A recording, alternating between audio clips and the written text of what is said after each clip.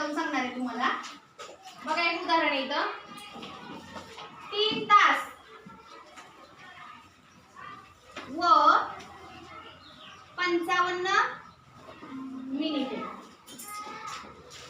3 तास आणि 55 मिनिटे अधिक ताळवाचे सगळे सगळ्यांचे लक्ष फळाकडं 2 तास व 11 मिनिटे.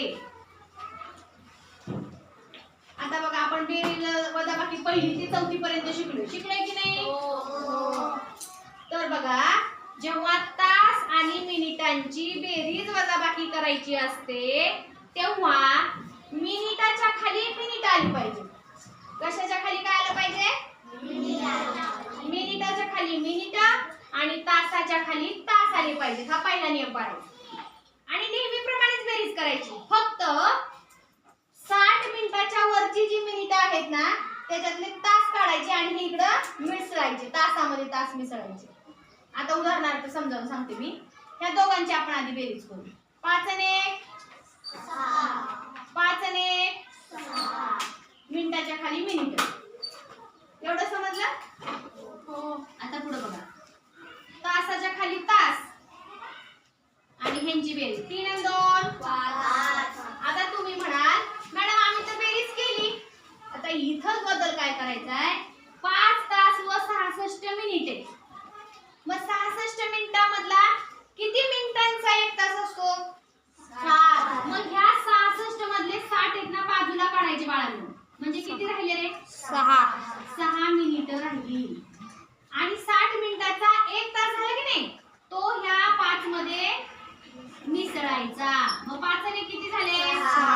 6 तास आणि 6 मिनिटे. हा बदल करायचा. 60 मिनिटाच्या वर समजा 61 जरी मिनिट झाले इथं तरी काय करायचं? 61 मिनिटांमधला 60 मिनिटाचा एक तास तासामध्ये मिसळायचा आणि वरती किती राहिला मिनिट? 1 मिनिट. आता समजा इथं काय झाले? इथं समजा 59 उत्तर आले. किती? 59. तर तुम्हाला इकडे तास मिसळायची गरज आहे का रे? नाही. कारण 60 मिनिटं झाली तरच एक तास होतोय आणि तरच तुम्हाला ह्या तासामध्ये मिसळता येतो. जर इथं समजा 60 मिनिटं झाली तर काय करायचं? यश नंतर पाणी पी बाळा. आता इथं 60 मिनिटं आहेत समजा तर काय करणार? 60 मिनिटाचा एक तास होतो तो फक्त इकडे मिसळायचा आणि मिनिटं किती राहिली मग? 0. एवढाच बदल आहे. तास आणि मिनिटांची बेरीज करताना 60 मिनिट किंवा 60 मिनिटाच्या वर झालेली मिनिटं तिथंच ठेवायची आणि 60 मिनिटाचा एक तास काय करायचा? तासामध्ये मिसळायचा. मग किती उत्तर आलं होतं रे आपलं इथं? किती उत्तर आलं? 66 मिनिटांमधून 60 मिनिटं इकडं म्हणजे एक तास गेला.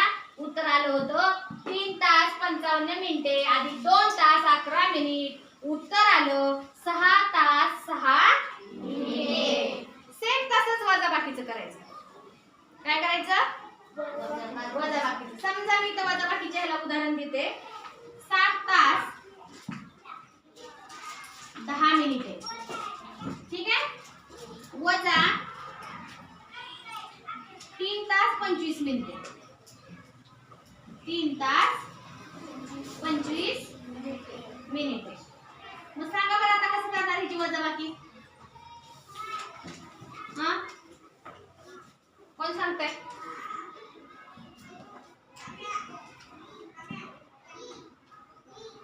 वजाबाकी कशी करायची आता?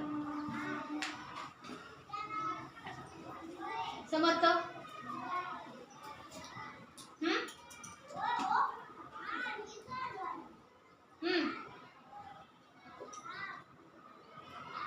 हा सांग. उभं राहून सांग.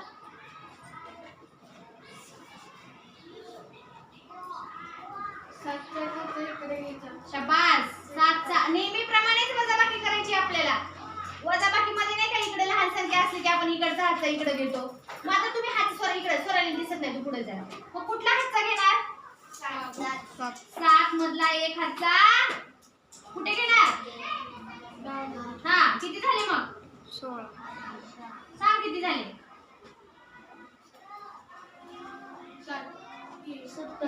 70. किती झाले? 70. हा, पुढं. 70 वजा 25. हा, सांग. 70 वजा 25 कर. 55. किती झाले? 55 कशी होतील रे? 45. बघ ना, शून्यातून 5 जात नाही, इकडचा हातचा घेतला आहे ना. मग इथे झाले 6. 10 तून 5 गेले 5 आणि 6 तून 2 गेले. किती राहिले? 4 राहिले. म्हणजे इथं 45 मिनिटे. आणि इथं किती आले रे बाळांनो? 3. इथं 7च्या जागी किती आले? 7च्या जागी 6 आले. मग आता इथं 6 तून 3 घालवा. मग किती तास आले? 45 मिनिटे. म्हणजे वजाबाकी करताना फक्त एक नियम पाळायचा, तासामधला हातचा मिनिटामध्ये घ्यायचा.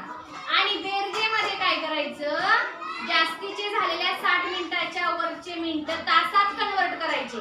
तासात त्याचं रूपांतर करायचं आणि ह्या तासामध्ये प्लस करायचे.